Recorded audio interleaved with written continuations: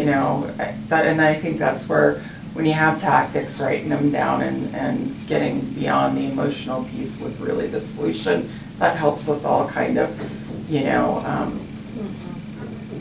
understand what's going on better and thinking through the process. Sure.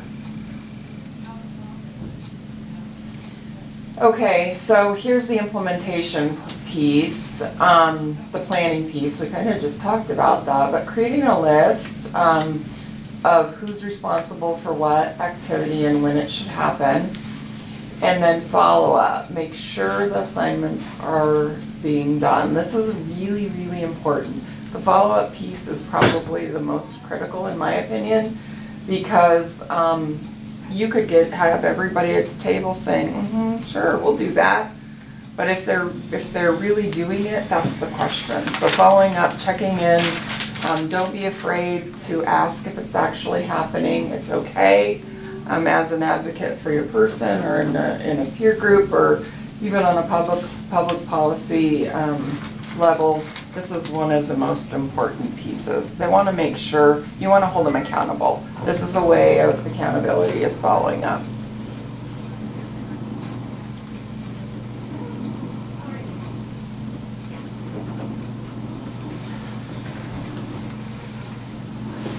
Okay, and that's all I have for today. And you know, I actually, I'm gonna go. Do you guys have any questions? Who do you work for? I work for the Center for Human Development. So I'm on the Partners in Policy Making grant at the center. So is it in Anchorage? It is in Anchorage. Oh. I live in the Valley and I work in Anchorage. So yeah. So and I work with Kathy Fitzgerald, who I'm sure you've probably seen her name as well. Yeah. Oh. Yeah, it's through the university. I'm gonna go back just because I thought I had a little bit more. One of the things I can bring up on making your list is, for me, when parents come in, the one thing that I will have them write down, and it really helps to kind of make everything clear, is first we'll write down the issues that the child is going through, issues, identifying, you know, who that child is. And then I have concerns. What are the concerns of the parent? What's going on that's got this parent upset, or what is, you know, not happening, any of that. And then we go to needs. So what does the child need in order to be successful?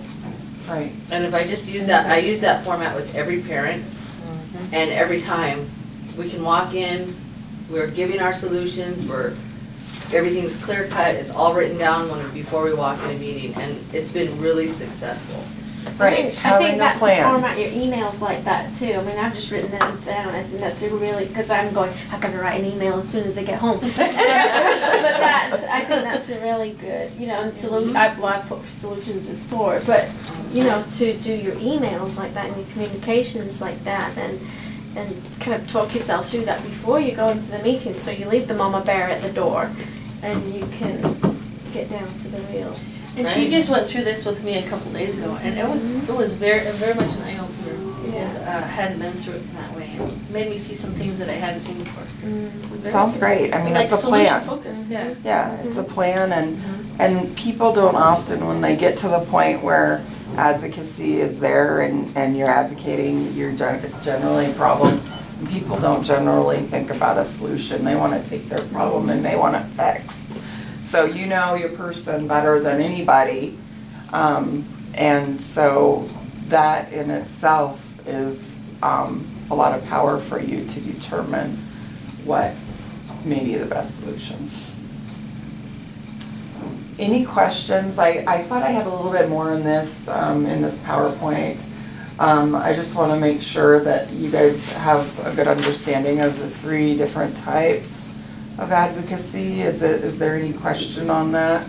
I can give examples if I need to, if there's any question. But it really, you know, the steps in advocacy, I think, and successful advocacy are pretty much the same, whether it's self or individual claim.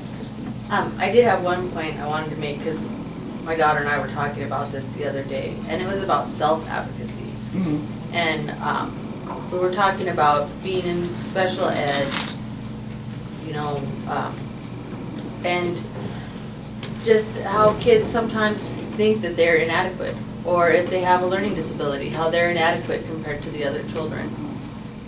And what it is that makes them not feel inadequate anymore. Mm-hmm. And understand that, yes, I have this issue, but I have so many other talents. Yeah. And she said she found a lot of strength in realizing that she was very talented in other areas. Right. And was then from there able to say when she did have issues, she could take it to another adult and say, you know, this is what's going on, this is why I'm having difficulty with this. Right. And I hear two things there. I think that identifying children for their strengths and not their deficits is something that we don't see a lot in IEPs. So really focusing on a child's strengths is important. The other thing I think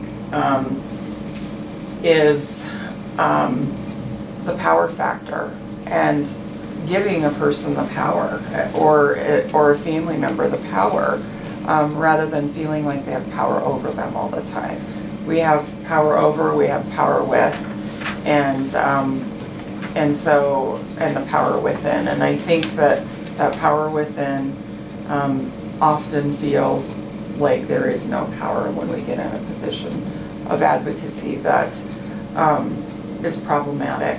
And you know, systems generally have a good tactic to make you feel like you don't have a lot of power. Mm-hmm. But almost every system, you should and do have the power, because they're there to do something for you. So remembering that they're not in power, and that you yourself do have power is really a huge issue. You know, going into it with the idea that that I'm a consumer and that they're providing services for me, kind of changes the situation a little bit too. Sure. And I think that it's hard for them to realize that sometimes, but truly they're providing services for me. I'm not, you know, they're as a suppliant. I'm there as somebody who says, okay, well, you're providing this education for my child, and this is how I'd like it to go within the guidelines that you guys have already figured out are available. And so I think the main thing for me is to figure out what's available and what's normal, what's abnormal, for when they provide services, and you know, and what's really, you know, substandard sometimes. And what's realistic. Realistic, exactly. Thank you. Sure. And I think, you know, a free and appropriate education by law is what it is. And I don't think you can ask for too much when it comes to education. I think that the schools need to provide a free and appropriate education, and whatever that takes, they need to work with you to get that. So that's how I feel about it, because there are laws that support that. It doesn't matter if it's the school policy, but there are state and federal laws that support that as well. So. It goes right to the, you know, having the natural allies, you know? Yes, the natural allies are great. To help problem solve, who to ask. Absolutely. Who not to ask. Absolutely. You know? Who not to ask. And you get strength in numbers, and you feel more powerful when you know that other people are experiencing the same thing, and you can go in with more than just yourself and say, we need to see this changed. And we've seen a lot of significant changes by one individual's issue in many different, you know, circumstances. So don't ever underestimate an issue that you have as being unimportant. Mm-hmm. I think if people just get settled with, you know, this is the norm, you know? Right. And that's the reason why I was going back to, you know, and just in general, I just learned, I don't know, just being, I guess, advocate for the past many years now, is that it's how you ask, who you ask, you And there's know, not a because norm. you gotta be careful about, you know, like you said, just, that's why I asked about the CC, you Right. know, because you may not get anywhere if you just Right. take it to the wrong person, so you kinda need to go Exactly. to, and then going through, you know, like me coming over here to Links, I don't assume I know anything and everything, I just come over here and say, okay, or Right. invite her to come over and talk. It's easier that way, you know, but anyway, Right. but I'm just saying. And I don't think any of us know it all, but- That's what I tell everybody, is Yeah. don't assume that this is it, just don't, okay? And then you can go from there, because then that's taking yourself out of it, you know, all the emotion that Absolutely. brings to the table, you know? So- Absolutely, and you know, and I don't think there's a norm. I think, no, because you're talking about an individualized education plan, and that's for individuals, so.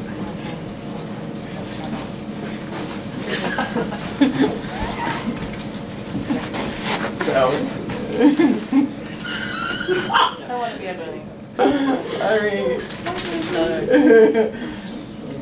So, anything else, guys? No, it's been very helpful. I like that it's kind of short and sweet, and then you can remember it. You know, sometimes trainings are too long and there's too much information, but I like that it was short and sweet, and it's motivated me to go home and do something. So Good. thank you. Oh, thank I you. really appreciate this. This Good. was a lot of information and, okay. Yeah, it Yeah, was. thank you. It was. I appreciate positive feedback. No, That's it great. really is. And it just, you know, sometimes you, as a parent, when you're advocating and you think you know, I've been doing this all this child's life, but you need a reminder to go back to the structure and the, you know. Right. Right. It was just a very good reminder, and it just, you know, brought me back to the basic foundation of what I am doing and how to do it. Good.